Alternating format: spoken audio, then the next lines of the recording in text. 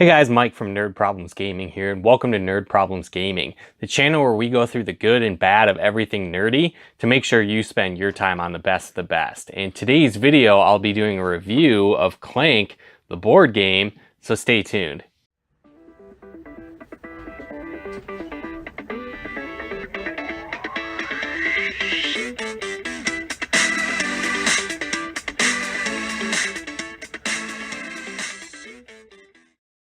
So this game has actually become one of my favorite board games in recent times, right? I play a lot of board games, I get a lot, but this game is really fun, and I'm going to break down why I think so and why I think it should be a great game to add to your library. And so, one thing that I really consider or think about when it comes to board games is the replayability of it.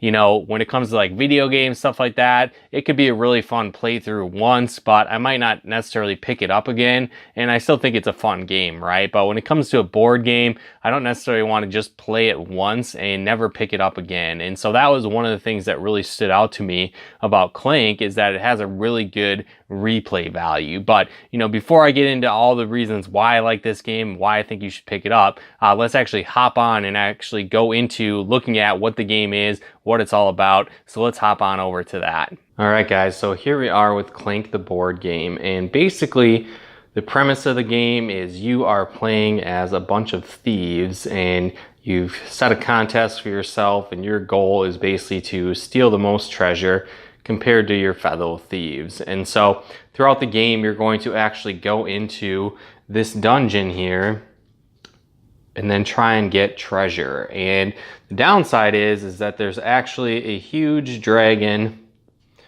represented by this, right? Crazy, scary, right? That comes through and actually will try and kill you. And it's sleeping right now, but as you go throughout the dungeon, you're going to make noise, or basically clank, and that's going to cause the dragon to attack. And so basically you're going against every other player in addition to trying to survive the attacks from the dragon. And so it's a pretty cool game concept, and I like it. There's a ton of replay value with this game, but I'll kind of show you a little bit how it works as well. So with Clank, it's actually a deck building game. So throughout the game, you're going to be building your deck out. But when you start, you actually start off with a hand of 10 cards. And so there's a couple cards that will do different things for you. The majority of your deck is going to be this Burgle card, and so that's going to actually give you points. So basically the blue star here, the blue diamond square, is going to actually give you points that you're going to be able to spend in basically the store here, as you can see. Now again, there's also some negative cards that you start off with. So this is Clank. It's going to make you add noise basically. And then this card, Scramble, is going to actually let you not only get money or points that you can use to buy cards, but also allows you to have one movement. And then this card, Sidestep, is just one movement. And so throughout the game as you play, you're going to continue to try and buy cards, new cards that are better, that improve your abilities. So you can see the different ones that allows you to draw a card. This one will allow you to move and get points to buy cards, but then also remove 2 Clank. So there's a lot of different cards. It's actually a pretty thick, huge deck, right, that you get access to. And then there's also kind of foundation cards that you can see where you can buy them all the time until they run out. And they're either going to help you get more points and move, or the swords will also allow you to attack monsters like the goblin here. Now, the premise of the game, like I said, you're going to take your characters and move them throughout the dungeon. Now, what's cool is that the spaces have different abilities and different attributes as you go through. So, for example, here, this is going to actually require you to have 2 feet to move to the next area. This is called a crystal caves.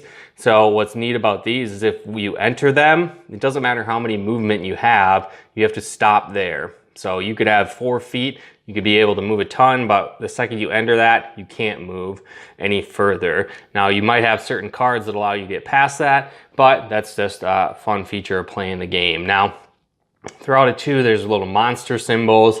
And so basically what that means is if you try and move that direction, you're actually going to get hurt unless you have a card in your hand with the sword. And so it's a very cool dynamic. So you'll move throughout the board. When you land on different spaces with a question mark, these are minor secrets, and then you get to actually flip up and take one. So they have different powers, different abilities throughout it. But what's cool, I had mentioned before, is that this game has a ton of replayability. And so what's neat is, again, that every single game you're going to reshuffle the question marks all around the board. So the items are in different spots that you might uncover, and there's a ton of different ones.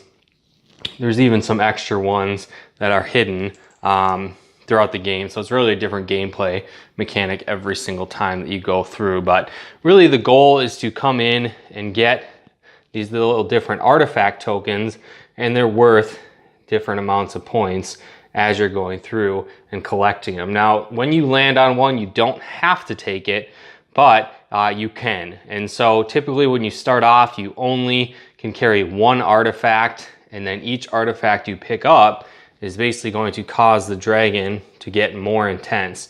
Now what this means is that every time you make noise, you're going to add clank to basically this special draw bag, and you're going to actually pull out clanks, and this is what damages the players. So everybody's gonna have their own life bar throughout the game that tracks their life. If it gets to the skull, you die. That's not good. Basically, you're gonna lose. But what's neat is that as you start off, whoever goes first, in this example, will put in 4 clank. Let's say yellow goes second. They're gonna put in 3, and then 2, and then 1 in this example. It actually might be 3, 2, 1, and 0, but whatever, read the rules, you'll find out. So, but basically it starts off like that. There's already clank in there. And then what happens is eventually, as you buy cards throughout the pile here, they're gonna go into your deck. Your deck will continue to get stronger. But let's say we do that, we replace them with cards until you have 6 here, but occasionally you're gonna have a card that comes up with this dragon on it. And so what happens when that comes up is that the dragon attacks now. And so basically you're gonna take all these cubes over here, throw them in the bag, shake it up, and then draw out the damage cubes. And so in this case, the dragon's on 3, so you got to draw out 3 cubes, which is really cool. And so then now green would get damage. And so what's fun with this is that it's different every time. Like I said, you could go into the dungeon, be a little bit more risky, take more damage, have cards that are going to cause more clank, so you're making more noise. And so it's really different play styles every single time. And then when you kill the monsters, a lot of times they're going to have extra bonuses, like you get gold, or extra things like it adds to clank when you kill them as well, but it might be worth it based on the gold. And then again, as you kill monsters, you accumulate gold, and then you can use that gold to actually buy items here in the market. And so what's cool is that typically, like I said, you start off, you can only hold one of these artifacts. That's worth a lot of points, right? But if you buy backpacks, you can hold another artifact. And so there's 2 backpacks. You could potentially buy up to 3, find up to 3 items when you buy those. There's also keys that you could buy that allow you to get to go through locked pathways, or there's a crown that's just worth points at the end of the game. And so, like I said, this game is a ton of fun. There's a lot of variety. Every single playthrough is different, which I really like. And then also, it's kind of everybody versus everybody, so that's a lot of fun.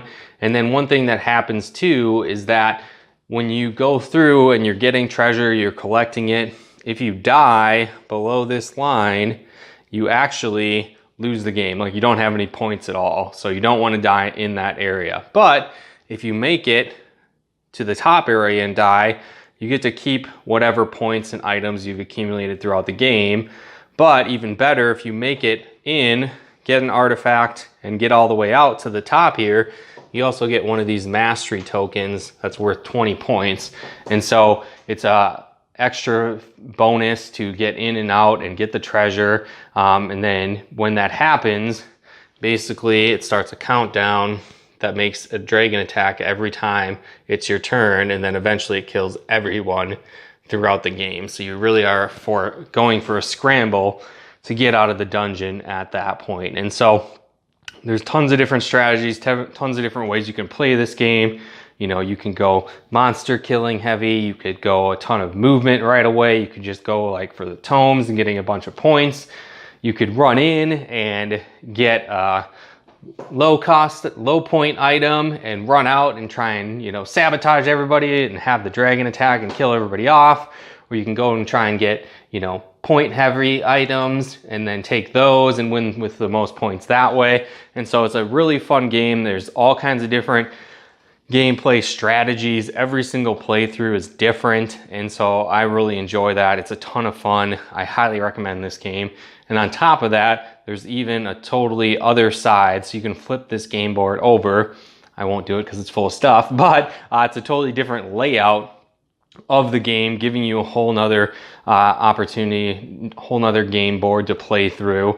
And so there's different strategies you can use on that one, different ways to win every single time. So it's a ton of fun. So if you like deck building games, if you like strategy games that can change every single time, a game that has a ton of replay value, I definitely recommend picking up Clank, the board game, the deck building game, and adding it to your nerd library. Well, again, guys, hopefully you got some benefit and value out of this video. If you did, feel free to comment and share, and definitely be sure to hit that like button as it really helps out the channel. But definitely let me know in the comments below as well. Do you like this game? Have you ever played it before? Does it look like a game you want to pick up? You know, have you played similar games? I really enjoy deck building games, so if you know other cool deck building games out there, definitely let me know in the comments below as well. But also, if you haven't subscribed yet, be sure to do that and turn on those bell notifications to get more board game reviews, video game reviews, talking about everything nerdy. So definitely subscribe to our channel to check more videos out like that as they come out. But then also, if you want to help us support the channel, help us get out videos faster, help us even pick content and more, consider becoming a patron of ours over at nerdproblemsgaming.com/Patreon. And then again, if you'd like to follow us with our Let's Plays and live streams that we do from time to time, definitely follow us over on Twitch as well, over at nerdproblemsgaming.com/Twitch. Again, that's nerdproblemsgaming.com/Twitch. But again, thanks so much for tuning in. We'll talk to you more soon.